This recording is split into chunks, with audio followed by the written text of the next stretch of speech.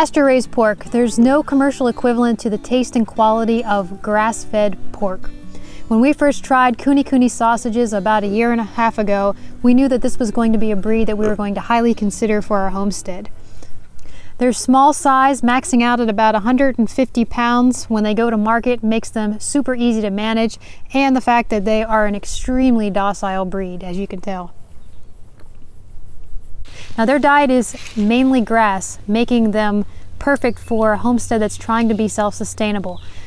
Now these guys reach market weight at about a year and a half, but if you supplement with some commercial feed, then these guys can get to market weight at about 12 months. We are supplementing their feed with some non-GMO commercial pig feed, about 2 cups per day for all the pigs, which will increase as they grow in size.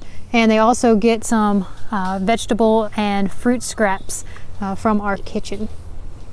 Now these 3 pigs that we have here are a test batch. We got these guys to raise out just for meat consumption only.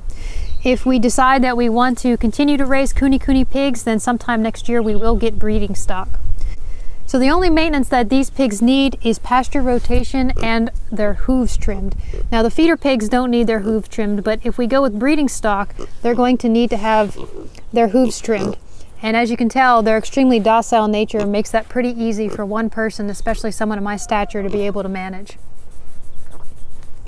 Now because we don't have any permanent fences set up yet, we are still establishing our homestead. We are using electric hog netting to pasture rotate our pigs. These guys have been trained on the electric hog netting over the last several weeks. They know to stay away from it, and so we are going to take the next step in removing these hog panels and just using the electric netting going forward.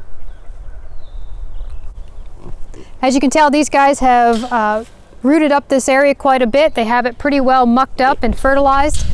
When we move these pigs to the back area here, we are going to seed this with orchard grass and millet, which will hopefully grow up and then allow the pigs to come back around to some fresh grass in another couple months. Like the silver gray Dorking, which is a very old breed of chicken, it's important to us to raise heritage breed livestock here, not only for the preservation and sustainability aspect, but also because the slow-grown food tastes completely different than any of the newer breeds which are raised for commercial purposes.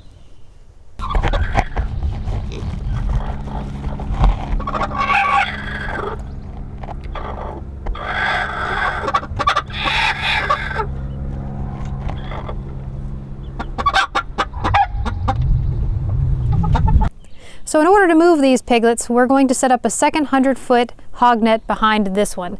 We're going to move all of their shelter and their food and water to the new area, and then we're going to move these guys to their new area and close this section off. Overseeding this area with orchard grass and millet is going to allow these guys to have food whenever the grass gets established. We are going to leave the hog netting up in this particular area so that the chickens don't come in and eat the seed. That'll give the grass a chance to get established in this area.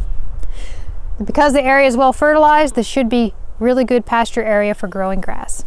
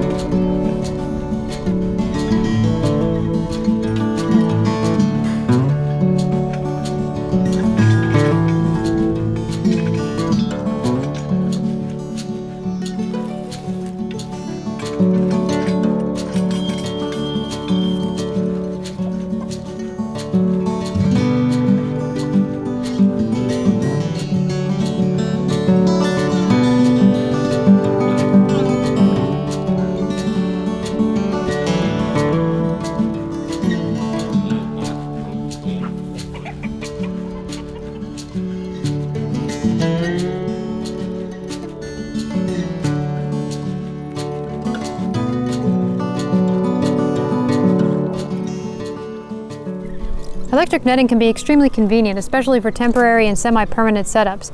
However, it can be a bit of a challenge with a heavily wooded lot and uneven ground. It can make setting up a bit of a challenge. Also, if you're in an area that has a lot of snow and ice, it can render the fence ineffective during those days if it is covered with snow or ice.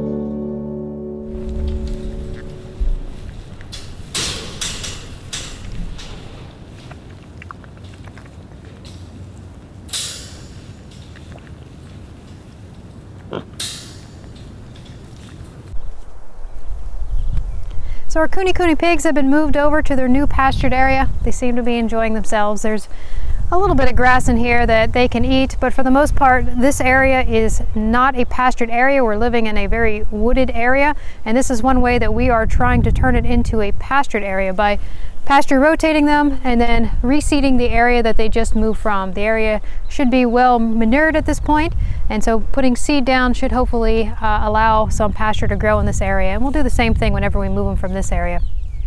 So hopefully that has explained to you guys a little bit about our pastured pigs and what we're trying to do here. We're covering a variety of topics here as we're trying to build our homestead. If you guys want to be notified of all of our videos, be sure to hit the bell, and we'll catch you in the next one. Thanks for watching.